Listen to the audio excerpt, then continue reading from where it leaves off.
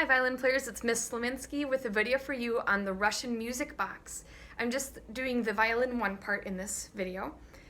If you're in my class, that's the only violin part I'm giving out. There is a second part that is very close to the viola part as well. So this is a piece that's composed by Sunhee Newbold, and if you've been in my class for a while, you might know that I love her music.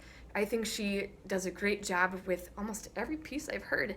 It really tells a story. Now in this song you hear kind of some crunchy snow sorts of sounds, and we do that in the beginning. It's almost like a staccato, if we've talked about that in our class, where our bow is a little bit shorter.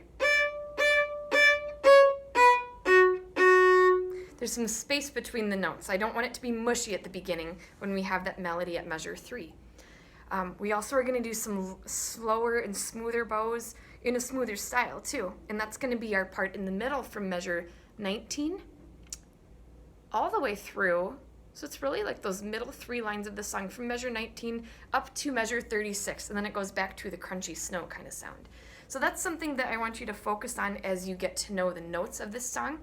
I'm going to point out just a few things in here.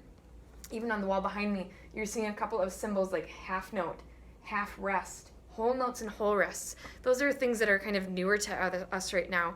Remember that whole notes are 4 counts. We have to make them last extra long. 4 not very slow, but just we have to keep track. 4 steady counts. A whole rest right here is a whole measure, 4 counts of silence.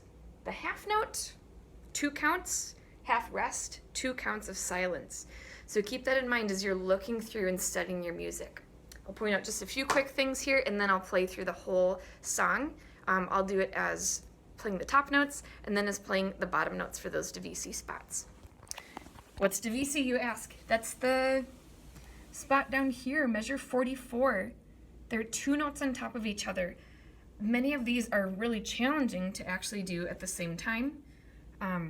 So what we do is we divide. That's how it's written to be actually. If you're doing the top, you're going to be doing always the top note of each pair. If there's only 1 note, everyone plays the same thing here. Okay, if you're doing the bottom note, you're dividing, and you're doing the bottom note, you're always doing the bottom note in this stack of things. Okay. Maybe a few other things to point out. At the very beginning, our song starts with a multi-measure rest. We have 2 full measures of waiting. Think of it as 2 whole rests here. That's why I've got our counts in here. All right. I think that's all I'll point out. Here is the Russian Music Box. I'm playing the top notes in this version.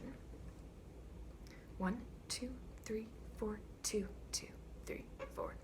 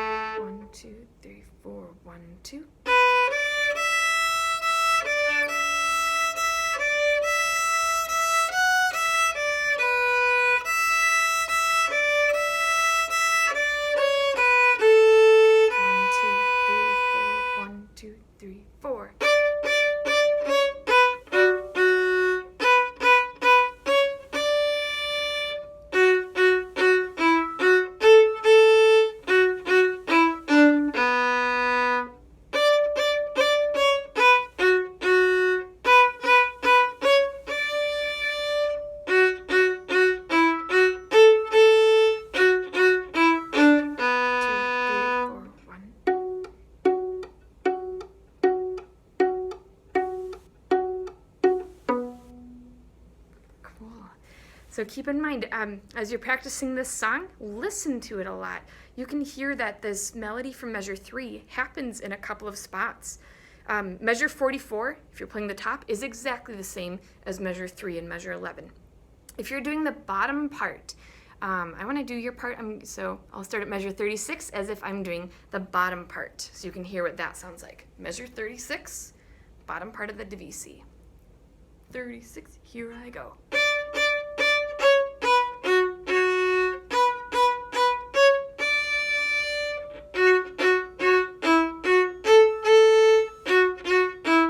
My next one's a B.